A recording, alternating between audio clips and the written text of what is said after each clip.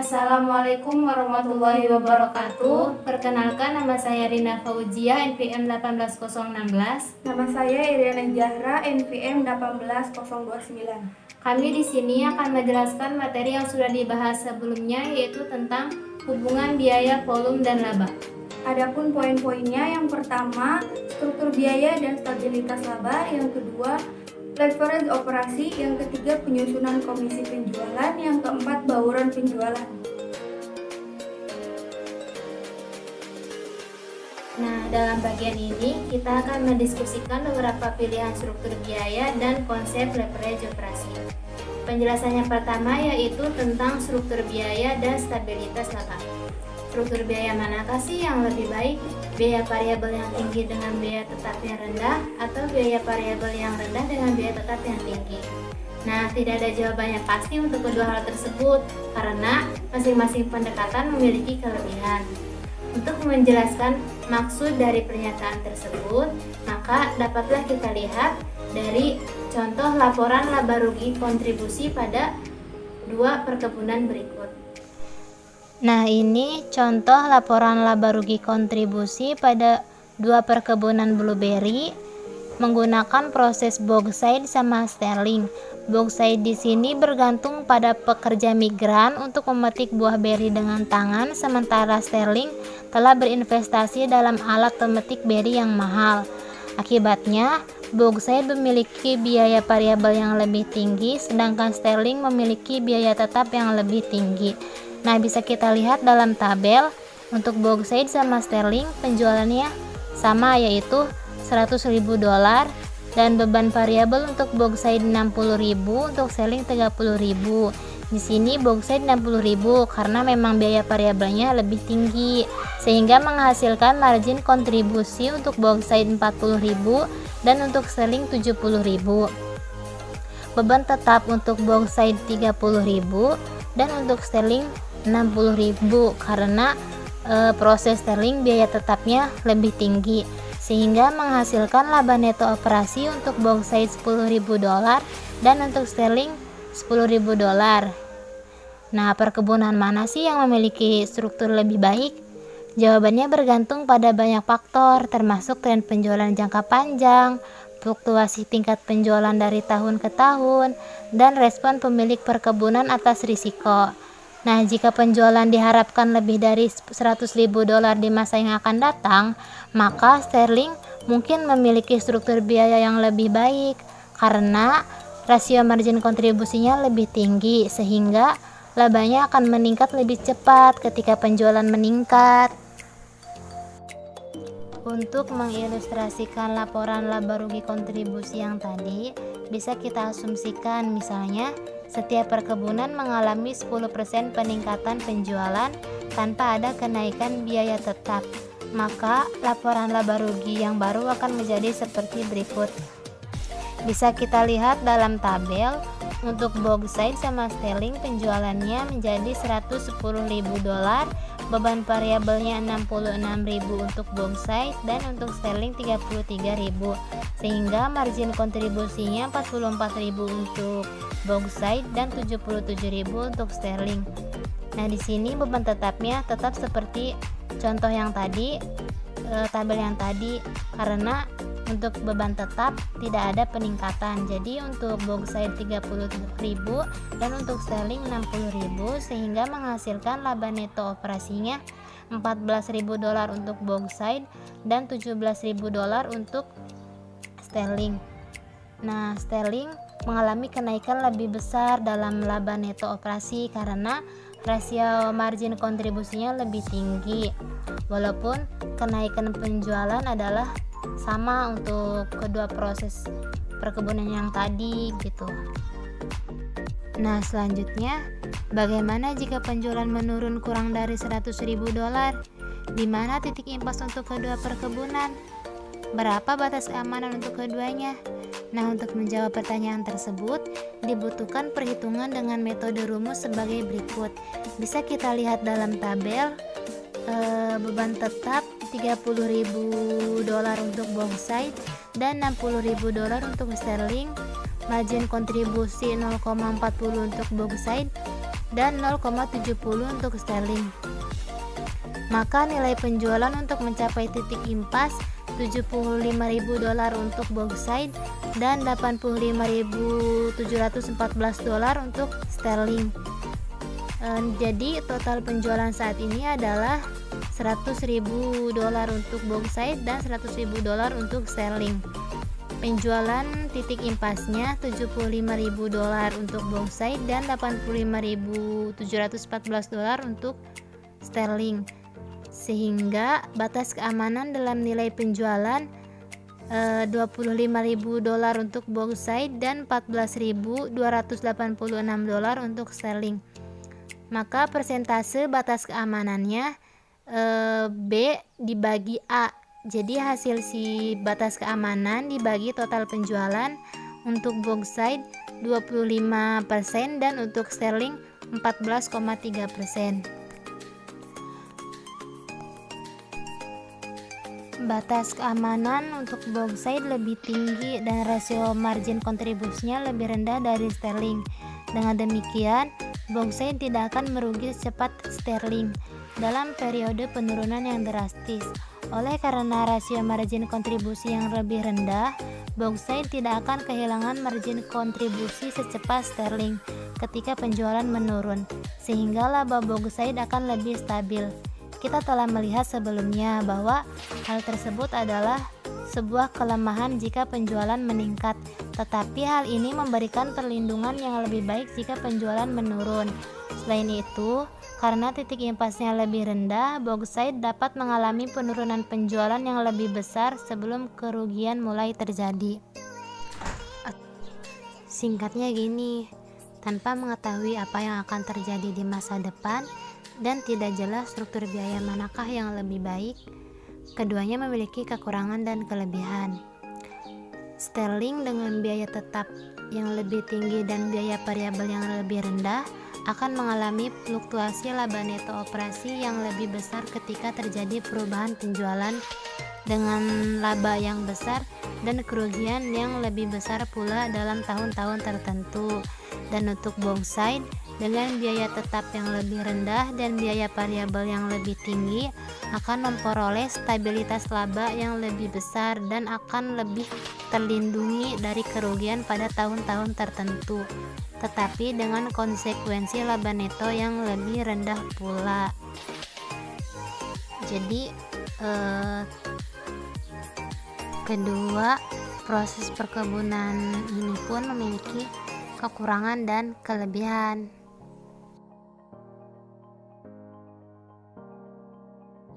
Selanjutnya yaitu leverage operasi atau operating leverage.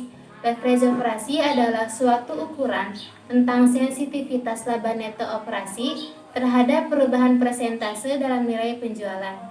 Dalam leverage operasi terdapat tingkat leverage operasi. Tingkat leverage operasi adalah suatu ukuran pada tingkat penjualan tertentu tentang pengaruh persentase perubahan volume penjualan terhadap laba. Tingkat leverage operasi pada berbagai tingkat penjualan dihitung dengan rumus tingkat leverage operasi sama dengan margin kontribusi dibagi laba neto. Untuk mengilustrasikannya, tingkat leverage operasi untuk kedua perkebunan pada tingkat penjualan $100.000 akan dihitung sebagai berikut. Nah, seperti rumus yang sudah disebutkan tadi, tingkat leverage operasi sama dengan margin kontribusi dibagi laba neto. Nah, di sini untuk bauxite margin kontribusinya $40.000 dan laba netonya $10.000. Jadi $40.000 dibagi $10.000 sama dengan 4. Untuk tingkat leverage operasi bauxite sama dengan 4. Nah, untuk sterling margin kontribusinya $70.000, laba netonya $10.000, jadi $70.000 dibagi $10.000 sama dengan 7. Tingkat leverage operasi untuk sterling sama dengan 7. Nah, oleh karena tingkat leverage operasi untuk bauxite adalah 4, maka laba neto perkebunan tersebut tumbuh 4 kali lebih cepat dari penjualannya. Begitu juga dengan sterling Jadi, jika penjualan meningkat sebesar 10%, maka kita dapat mengharapkan laba neto bauxite meningkat sebesar 4 kali jumlah tersebut atau meningkat 40%, dan laba neto sterling meningkat sebesar 7 kali jumlah tersebut atau meningkat 70%. Nah, untuk menghitung persentasenya, rumusnya persentase perubahan laba neto operasi sama dengan tingkat leverage operasi dikali persentase perubahan penjualan.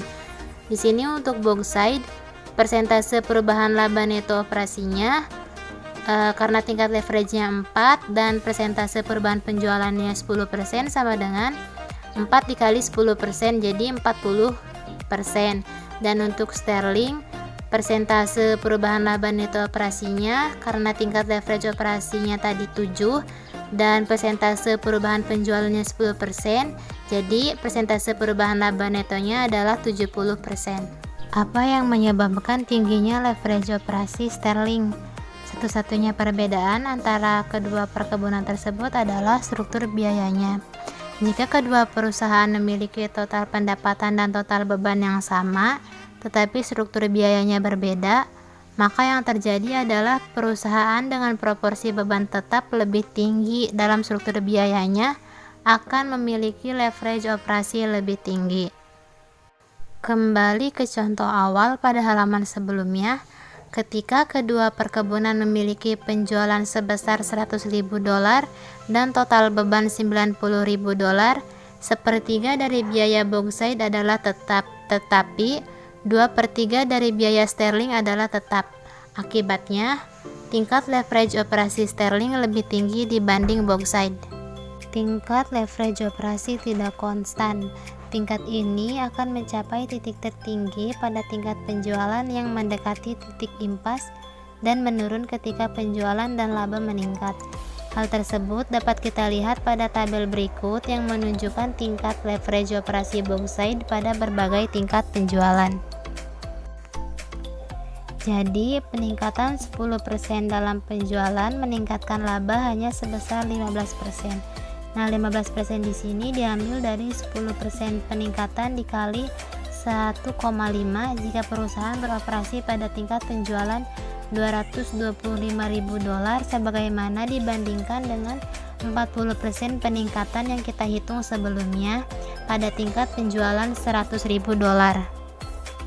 Tingkat leverage operasi akan terus menurun seiring dengan makin menjauhnya perusahaan dari titik impas pada titik impas. Tingkat leverage operasi tidak terbatas besarnya. Misalnya $30.000 margin kontribusi dibagi $0 laba neto operasi, jadi menghasilkan titik impas. Tingkat leverage operasi ini dapat digunakan untuk memperkirakan secara cepat pengaruh dari berbagai persentase perubahan penjualan terhadap laba tanpa harus membuat laporan laba rugi yang lengkap.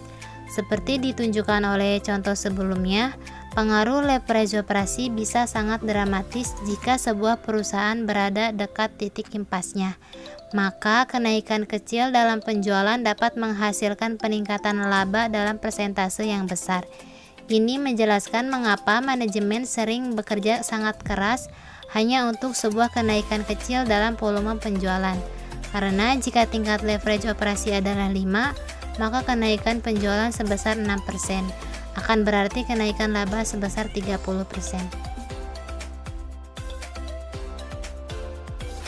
Perusahaan umumnya membayar tenaga penjual menggunakan basis komisi atas penjualan gaji ataupun keduanya. Komisi yang didasarkan pada nilai penjualan dapat menghasilkan laba yang lebih rendah untuk perusahaan. Untuk mengilustrasikannya, perhatikan Vivalent Unlimited produsen alat selancar. Tenaga penjual menjual produk perusahaan kepada toko-toko pengecer di Amerika Utara dan lingkar Pasifik. Data untuk kedua papan selancar, model XR7 dan Turbo. Model XR7 harga jualnya $695, beban variabel 344, margin kontribusi 351. Sedangkan model Turbo harga jual $749, beban variabel 410, margin kontribusi 339. Model mana sih yang akan diutamakan oleh tenaga penjual jika mereka dibayar dengan komisi 10% dari pendapatan penjualan? Yaitu turbo, karena model tersebut memiliki harga jual lebih tinggi sehingga menghasilkan komisi lebih besar. Sebaliknya, dari sudut pandang perusahaan, laba akan lebih besar jika tenaga penjual memfokuskan penjualan atas model XR7 karena model tersebut memiliki margin kontribusi lebih tinggi. Beroperasi pada tingkat penjualan $225.000 sebagaimana dibandingkan laba dalam persentase peningkatan yang kita hitung sebelumnya pada tingkat penjualan $100.000. Hanya untuk sebuah tingkat leverage operasi akan terus menurun karena jika tingkat leverage perusahaan dari tingkat impas pada tingkat sebesar 6%. Tingkat leverage operasi seperti terlihat pada tampilan tersebut, titik impas berada pada penjualan $60.000 yang dihitung dengan membagi beban tetap sebesar $20.000 dengan rasio margin kontribusi keseluruhan sebesar 45%. Meskipun demikian, titik impas tersebut terjadi jika bauran penjualan tidak berubah. Bauran penjualan saat ini adalah 20% atas DPD Le Louvre dan 80% atas DPD Levin. Diasumsikan bahwa bauran penjualan ini tidak berubah. Jika total penjualan adalah $60.000, maka penjualan DPD Le Louvre adalah $12.000 atau 20% dari $60.000, dan DVD Levin adalah $48.000 atau 80% dari $60.000. Seperti yang ditunjukkan pada tampilan 5.4, pada tingkat penjualan tersebut perusahaan akan mencapai titik impas. Akan tetapi, penjualan sebesar $60.000 menggambarkan titik impas perusahaan jika bauran penjualan tidak berubah. Jika bauran penjualan berubah, maka titik impas biasanya juga berubah.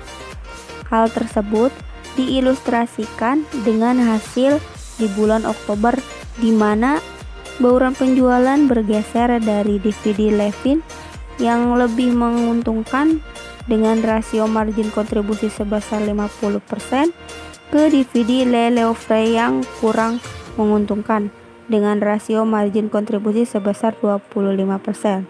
Walaupun penjualan tidak berubah, yaitu dulu $100.000, bauran produk merupakan kebalikan dari yang ditunjukkan pada tampilan sebelumnya. Dengan sejumlah besar penjualan dihasilkan dari DVD Le Louvre yang kurang menguntungkan. Perhatikan bahwa pergeseran bauran penjualan tersebut menyebabkan rasio margin kontribusi keseluruhan dan total laba menurun tajam dari bulan sebelumnya. Walaupun total penjualan adalah sama, rasio margin kontribusi keseluruhan turun dari 45% pada September menjadi 30% pada Oktober, dan laba neto turun dari $18.000 menjadi hanya sebesar $3.000. Sebagai tambahan, dengan menurunkannya rasio margin kontribusi, titik impas perusahaan tidak lagi berada pada penjualan $60.000. Oleh karena sekarang perusahaan memiliki rata-rata margin kontribusi per dolar penjualan yang lebih kecil, maka dibutuhkan penjualan yang lebih banyak untuk menutup biaya tetap dalam jumlah yang sama. Dengan demikian, titik impas meningkat dari $60.000 ke $90.000 dalam penjualan per tahun. Sekian pemaparan materi kali ini, kurang lebihnya mohon dimaafkan. Dan terima kasih buat yang udah nonton pemaparan materi dari kelompok kami. Wassalamualaikum warahmatullahi wabarakatuh. Selamat Selamat mengerjakan evaluasi.